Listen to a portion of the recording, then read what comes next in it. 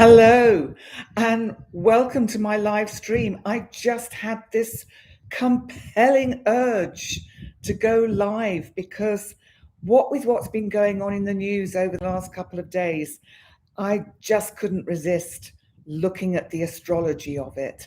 So the astrology of, wait for it, I've learned how to pronounce his name, so just let me get ready for this. Yevgeny Prigozhin. How's that? Cool, eh? So Yevgeny Prigozhin. And someone's just joined and said you don't like to follow, but do not worry because I'm looking at the astrology of Yevgeny Prigozhin. I'm looking at his horoscope. I'm also going to look at what was happening yesterday because this was when the Russian kind of rebellion actually happened over a few hours. And I thought it'd be interesting to look at his chart with the rebellion and also to look at President Putin's chart with the rebellion and also to just put them together a bit. So let's start with Yevgeny Prigozhin, which I'm going to get, I just keep saying his name now because I've really got used to it. And I really wanted to do this because this is interesting energy we have at the moment.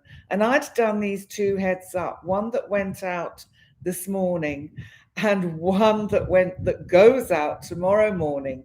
And the one today was about Mercury squaring Neptune, which is all about confusing information. Well, isn't that just what we've been experiencing? Total kind of confusion. We don't really have any idea about what's really going on.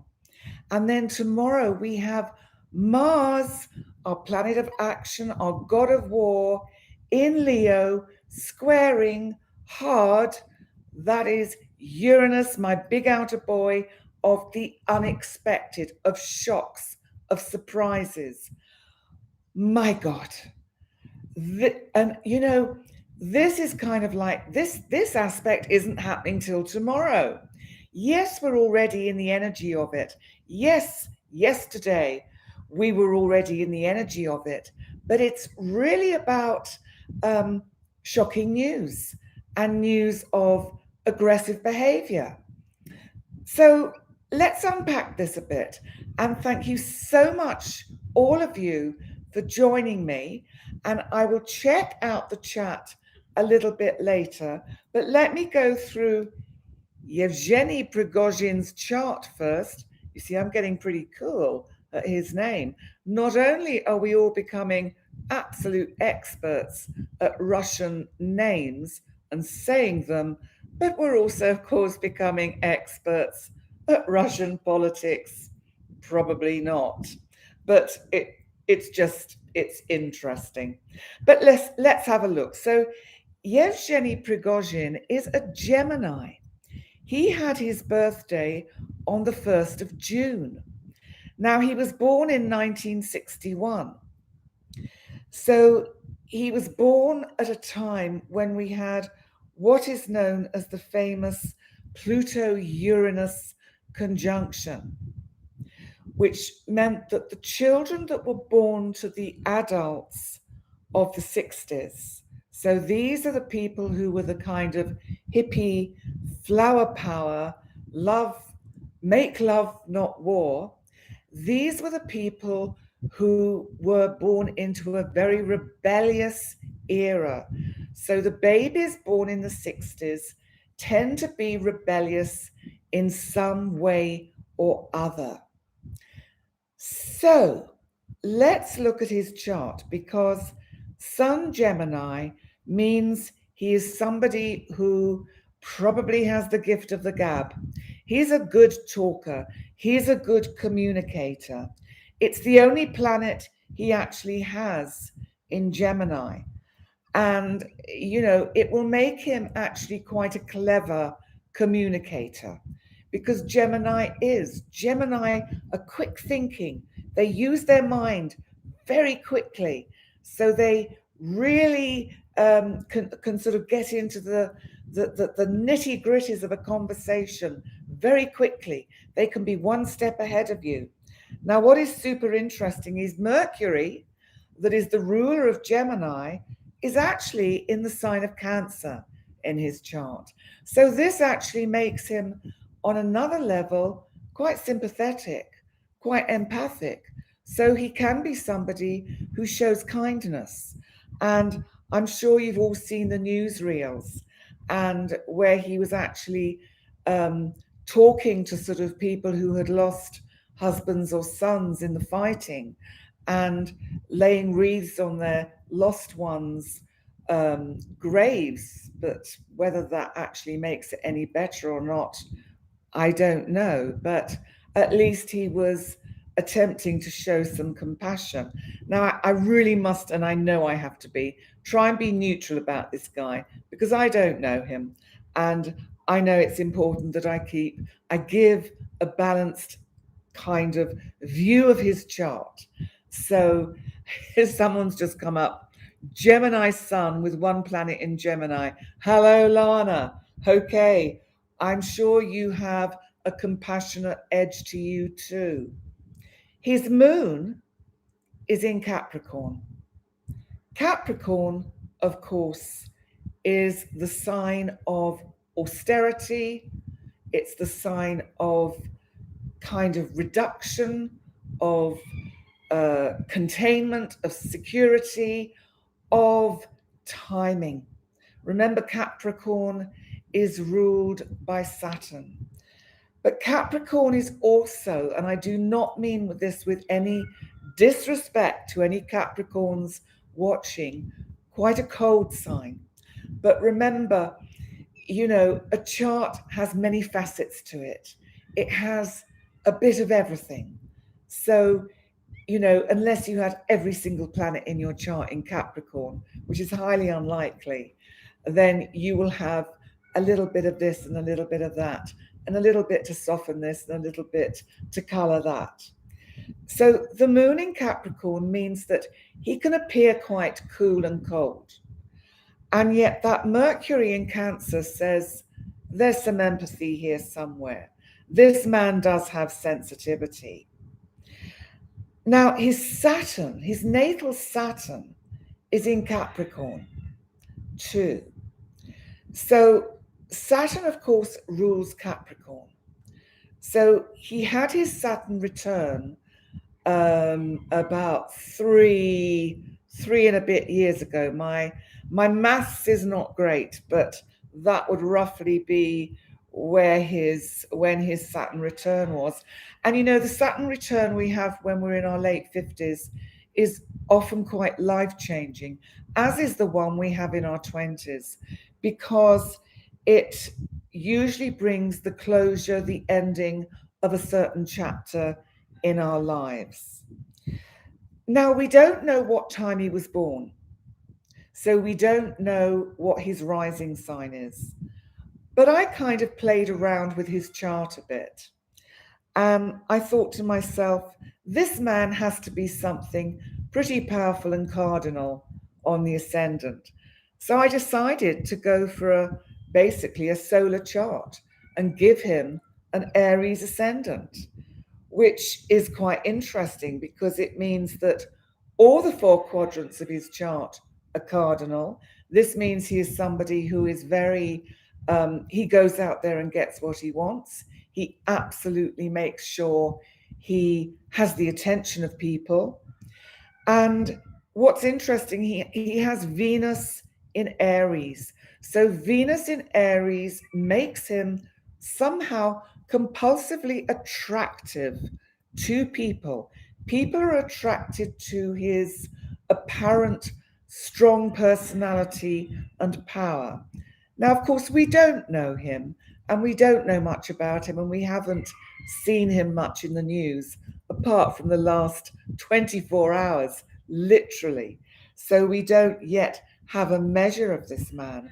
One thing I did notice with his chart is that his Chiron, which is his inner wound, is in Pisces. One, this can literally mean he has trouble with his feet, because the part of the body that is ruled by Pisces are the feet. So, maybe wearing these heavy boots, he is suffering from blisters currently. So that is interesting. But I think also Chiron in Pisces shows that this man does actually have a sensitive side, but I think he keeps it hidden. I think that's probably the reality of it. I think life has toughened him up. His Pluto is in Virgo, so his Pluto is in the sign of service to others. This makes him a very powerful person. This makes him somebody who we are going to take notice of. His Pluto is in a hard square with his natal sun. So he fights with himself.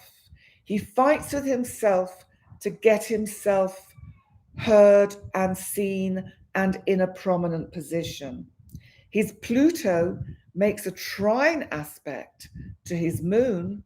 So there is also something here about how he can use that power in a very intuitive and sensitive way. So we mustn't underestimate this man and not assume he has compassion, because, of course, the reality is depending what way the balance of power shifts in Russia, we have no idea of whether it's the devil and is that better than the devil we don't know. So we have to bear that in mind. Now let's bring in the energy of yesterday's so-called Russian rebellion, which I think is a wonderful word. It hardly lasted 24 hours. I think it lasted less than 12 hours. But did it? Because if you listened to the translation of the talk he gave, this is Yevgeny Prigozhin. If you listen to what he actually said or how it was translated, what he said was, we have come this far and we don't want to spill Russian blood. We don't want Russian fighting against Russian. Fair enough. But this was all part of the plan. What did he mean? This is all part of what we'd planned. Did he actually intend to go all the way to Moscow? Or did he just want to make his point? I suspect, apart from the fact there is so much going on behind the scenes we do not have any access to, but maybe the astrology can tell us what is going on. So let's look at his chart in connection with yesterday's astrology. I nearly said atrocity. Maybe it was, I don't know. Maybe that Freudian slip is accurate. The timing I've used for Russian rebellion is midday Moscow, Russia, because I don't know exactly what time it all unfolded. So it is interesting because the thing that really, really comes out at me to start with is that Pluto, retrograde Pluto, my big outer boy Pluto, well, he's a baby, really. He's a dwarf planet. Plenty of punch, though. Pluto is conjunct his natal Saturn. They have about 10 minutes between them. That is timey-wimey, teeny-weeny timing. Pluto conjunct Saturn in Capricorn. Let's think about this. Capricorn is about taking down traditional old order structures. It's about taking down the old regimes. It's about massive change. It's about power. both Pluto and Saturn can be seen as very powerful planets. And Pluto is about personal empowerment. I don't know if he studies astrology, but I have to tell you something really interesting. Yesterday, when this all kicked off, and I get notifications on my phone of who goes on my website. So you know you're never alone with my website. So it tells me what's going on. And late afternoon or early evening, I had a site visitor from Voronezh, which is Russia, which is the city, I believe, that Yevgeny Prigozhin had taken over. Now that I found interesting. And then a little bit later, a few minutes later, only 5 minutes later, one from St. Petersburg, which used to be known as Leningrad. So I just found that interesting. And I have to say, it freaked me out a bit. I thought, oh, my God, they're going to come and get me. They don't like my astrology. They're frightened I'm predicting too close to the truth. So anyway, let's come back to his chart and the rebellion chart, because this Pluto Saturn is incredibly important, because his Saturn is conjunct his natal Jupiter. So there is this massive energy that this man has. This man can change the galaxy. This is a very powerful person that we're dealing with, and we must not underestimate the potential he has. And I wonder whether President Putin actually recognizes that. I think it's very interesting the way President Putin came out and condemned what was happening, and in a sense, a little bit later, kind of backtracked. And I thought, I wonder if he feels a bit foolish, which is not good for a Russian leader to be put into a sort of position of looking a little bit silly. So, you know, how is this going to play out? We have a full moon in Capricorn next Monday week, Monday the 3rd of July. Capricorn again, the sign of the armed forces. I think it'll be interesting to see how things unfold this week. But if we look at this chart, the most significant part of the chart, apart from the Pluto conjunct his natal Saturn, is the fact that he's got transiting Mars in Leo, conjunct his natal Mars in Leo. In turn, they're both conjunct his natal Uranus. So let's think about this. We have Mars, the planet of energy, assertion, aggression, the god of war, in Leo. Leo is the sign of leadership. This is the sign that says there's only room for one king. We only have one lion who rules the pack. We cannot have several lions. To be fair, I don't know the hierarchical system of packs of lions, but let's take it symbolically that there's only room for one king lion, king of the jungle. So let's think about the metaphor of that. We've got Putin, we've got Prigozhin. Now, it's conjunct his natal Uranus in Leo. This man was always going to be somebody who would act and then think. And I still can't get over how he suddenly retreated, which makes me think he never, as he said, planned to go all the way anyway. So he is someone that we really need to keep a close eye on. So transiting Uranus, which is currently in Taurus, is squaring his natal Mars in Leo and his natal Uranus in Leo, which means it's also squaring, transiting Mars, transiting Venus, and transiting Lilith. So let's just unpack this a minute. This is not played out yet. With this kind of energy, this is not played out. We are not going to know how this is going to unfold. And that comes from Neptune's transit today, where Neptune is actually squaring, transiting Mercury. So there is illusion, confusion. We can't see things clearly. We just don't know what is going to go on.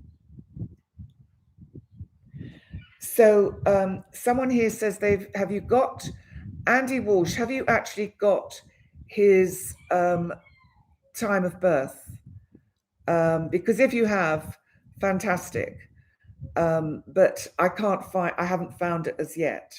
But my wonderful program, Astrological, does it all automatically. But I just liked him with an Aries ascendant. I thought it was really quite interesting. But let's think about this Uranus energy. Uranus square Uranus. Uranus is squaring his Uranus. This is explosive. You know, this is not a transit that's just going to happen over a couple of days. This is going on over several weeks, into months, and then it will come back again. This situation that we are at the beginning of is going to play out over several months and possibly longer. What I want to do now is bring in the energy of President Putin's chart with the events of yesterday, because I think this too might be very interesting, because President Putin has his sun in Libra, and his Scorpio, his ascendant, we do know is Scorpio.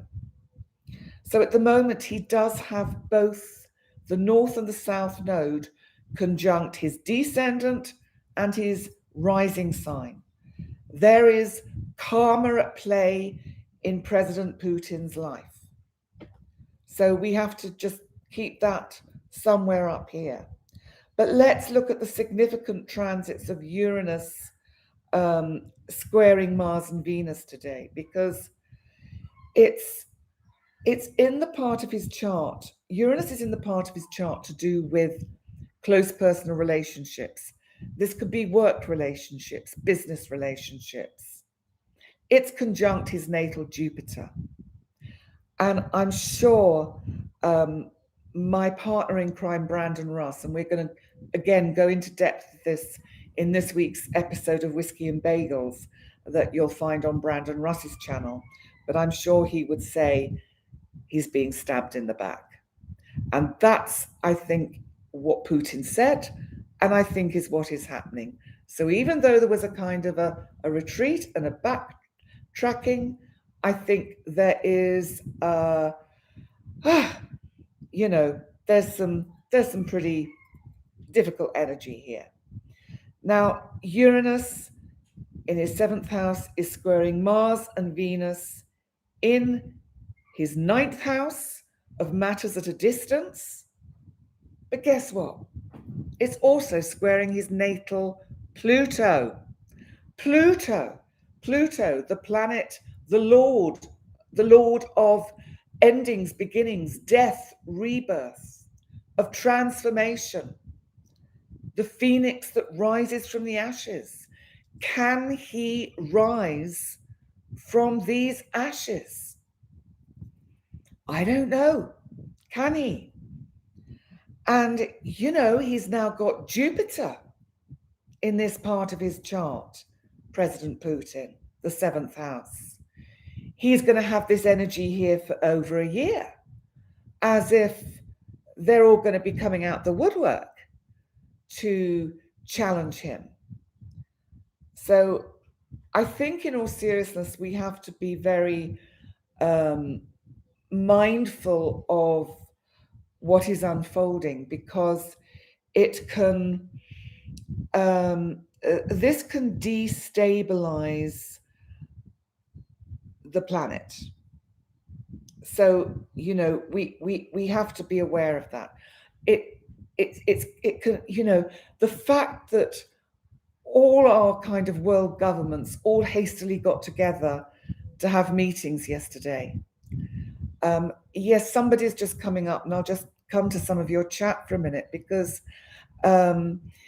yes, I just hope for peace, someone is saying. It is a bit scary, but listen, don't play into that. Don't feed into the fear, because we have to actually think of the higher energies that are at work. We have Pluto has returned to Capricorn to tidy things up, to do what he's doing now. Pluto has returned to clear the ground, to get rid of the old regimes and governments that do not serve our collective purpose in a good way anymore. That is what Pluto is doing. Now, this is going to be unsettled for a few months.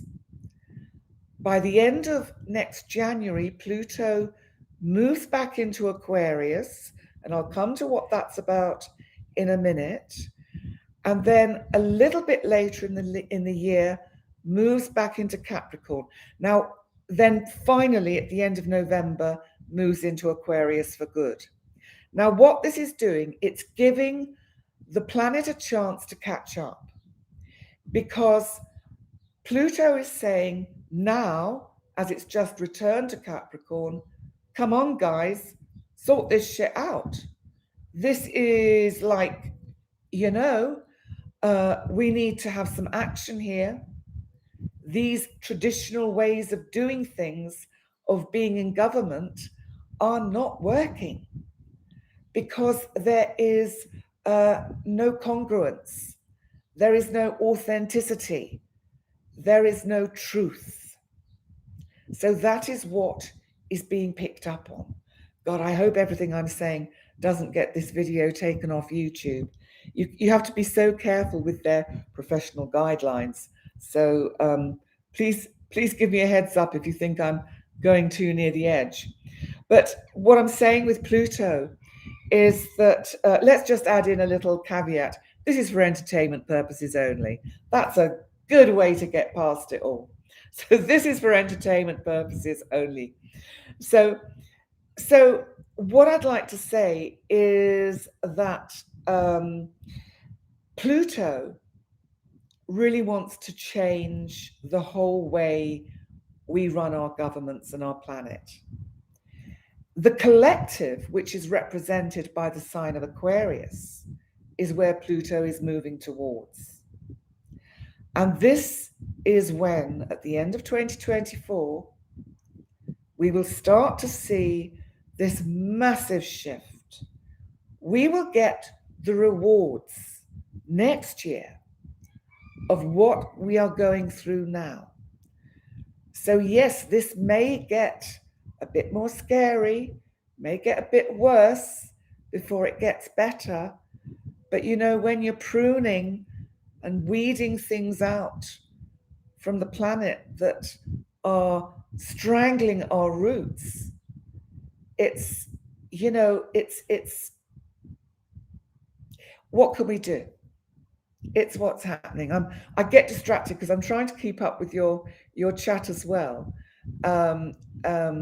No, listen, I'm seeing a lot of people saying here they're scared. Don't be scared. Please don't be scared. Because the astrology tells me that this is about changes in human consciousness, not in apocalyptical kind of happenings. I really don't think that's what's happening. If I'm wrong, I'm wrong. But I really seriously don't think so. What can I say to reassure you? Because I base what I say on the astrology and also on my gut feeling.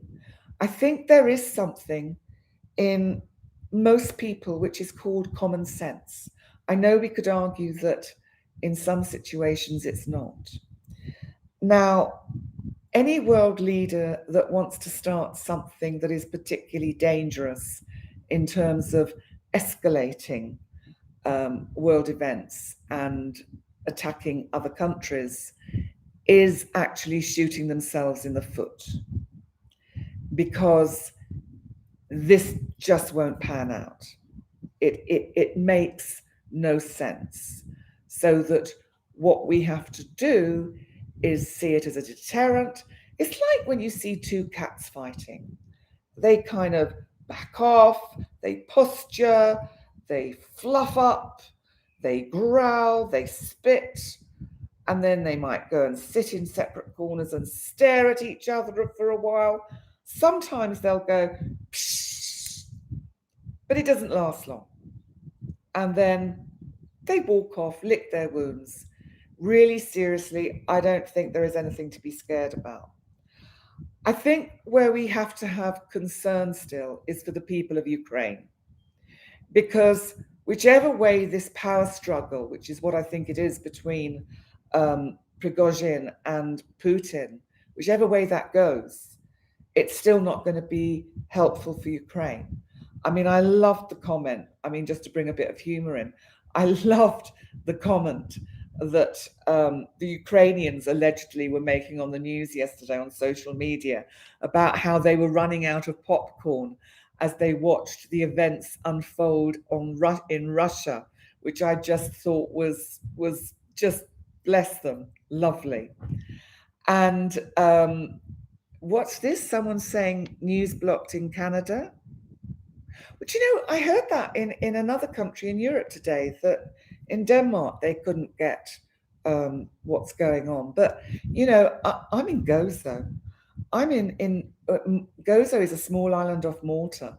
Mind you, Malta does have a lot of Russian oligarchs on it, so maybe I should keep quiet.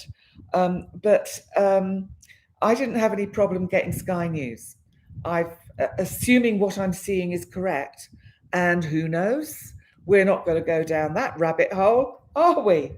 Because it's an endless rabbit hole that we'll never come out of. But what I feel is that, let me just come back to Prigozhin and Putin's chart combined, because it is super interesting, because the natal Uranus of Prigozhin is conjunct Pluto in Putin's chart. So they've got this absolute battle for power. They eye each other like a cat and dog. They are playing a game of chess, and we are, I'm afraid, the pawns in the middle. But listen, they can't destroy the land they live in, because I loved what he said yesterday. I don't want to spill Russian blood. That's brilliant. Let's hope they don't want to spill any blood, because yes, somebody just joining from the Netherlands, let's actually be positive. Send out positive energies to everything that's going on. And, while we're on the subject, I think it's super interesting. We've had an interesting week in the news, haven't we? We had the Titan submersible that tragically did not come back up to the surface. What was interesting, and has been pointed out by several people, and that was definitely the Mars square Uranus and also the Mercury square Neptune. There was a lot of Neptune activity this week, which kind of lends itself to what happened. But also there were many, many hundreds of loss of life of migrants last week in the Mediterranean. They didn't get headlines. It's priorities, isn't it? So listen, let's have a look at some of your chat, because I think I've anyone got any burning questions they want to ask me about the astrology before I bring this to a close? Watch this. Joni P mentioned a world leader may die. Well, I'll tell you where she's getting that from, because Mars and Venus in Leo squared by Uranus. This could easily be. My heads up that I've got coming out tomorrow, or at midnight tonight, Central European time, is about the Mars square Uranus. And what I say in it is that Leo is about leaders.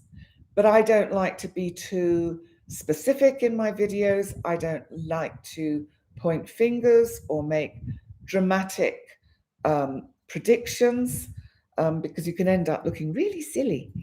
And so what I say with that is, yes, I think a world leader is strongly aspected with this particular aspect tomorrow. But we're in the energy already, and we will be in it on Tuesday as well as Monday. So it will be interesting to see what unfolds. There's a lot going on in the world.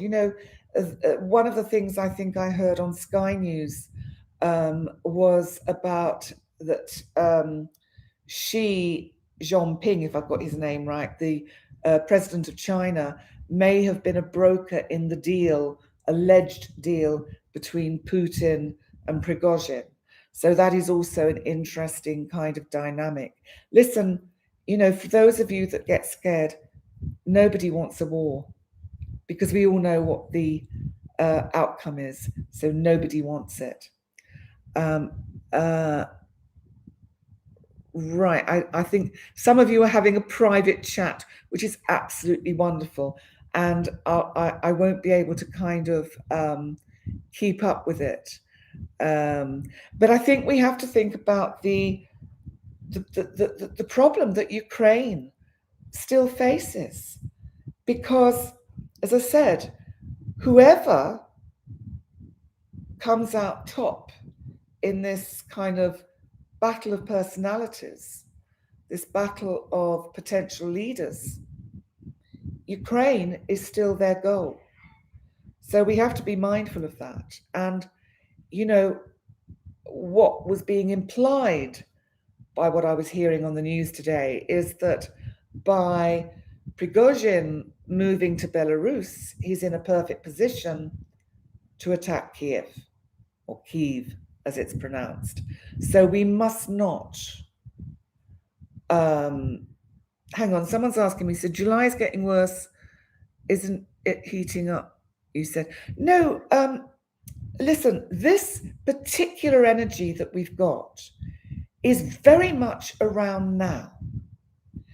What's happening in July is kind of July, things I think will start to kind of slow down a bit, because we have a lot of the outer planets retrograde. Saturn is already retrograde. Pluto is retrograde. We are revisiting things from the end of last year. Neptune goes retrograde at the end of June, on the 30th. We have a full moon in Capricorn on the 3rd of July, which is going to bring closure to certain situations.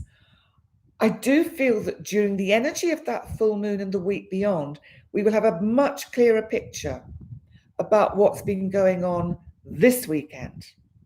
Much clearer. So, yes, we are certainly living in extraordinary times. And I think that, Mars is not going to be staying in Leo very long. It's soon, and I'm just going to check when it moves into Virgo. And then that kind of sort of that energy is off the boil a bit. So just let me find my my notes. So Mars enters Virgo. Well, it's certainly there by the 10th. I can't quite see when it goes in. Maybe it actually goes in at the end of this month. Perhaps it does. No, I can't see. Mars goes into Virgo end of this month, beginning of next month. So, it's going to be off the boil, off that kind of boiling pot. But next Saturday, on the 1st of July, I'm going to do a live stream about the energy of July so that we can get a much clearer picture of what's going to be unfolding, because we've got nodal changes. The nodes are going to be moving from fixed signs into cardinal. That's going to be big stuff. We have Chiron turning retrograde. We have a lot of interesting energy coming up. So please, everybody, do not be scared. This is, listen, we've seen what's been going on over the last few years. This is the energy of these major planets shifting, and they've been changing signs. They're shifting their energy. If we all collectively work with the Aquarius energy of sending out collective healing and world peace, how can that not help? It has to. And there's a really good phrase. There's a lovely astrologer who I'm going to credit for this saying because it's really helped me, called Pam Gregory, who is on YouTube. She's an English astrologer and she's absolutely brilliant. And she said a really good phrase, which is good to say, which is, you bring everything into the present. You say, I love that we have peace. I love that everything is good for me. I love that I have money to pay my bills. I love that life is good. I love that everything has been settled in Ukraine. I love that we have peace with Russia. Do you see what I mean? If you use that kind of present tense terminology, use it all the time for your own lives, for the planet. It really, really helps. Oh, lovely. Oh, you can all hear the chickens. They're all croaking away or clucking away, laying tomorrow's breakfast, as I say. Oh, I'm really horrible. That's terrible. I will stop now. Listen, I'm going to go and have my supper. Thank you so much for joining me for this basic insight into Prigozhin. I'll get his name right in a minute. Prigozhin's. That's it. Prigozhin's chart. And I haven't even sipped this. How about that?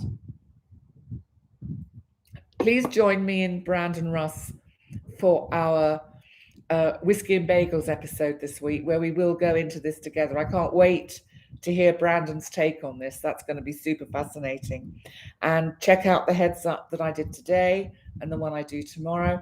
And please join me for my live next Saturday at the same time as it's been today, where I will talk about all the energy for July. Thank you so much for joining me. Please remember to like, comment, subscribe, share, all those wonderful things. Tell your friends, all of that. And I'm now going to press end stream, and then I have to sit here and hold my smile while it kind of switches off. I'm getting quite good at this now, so here we go.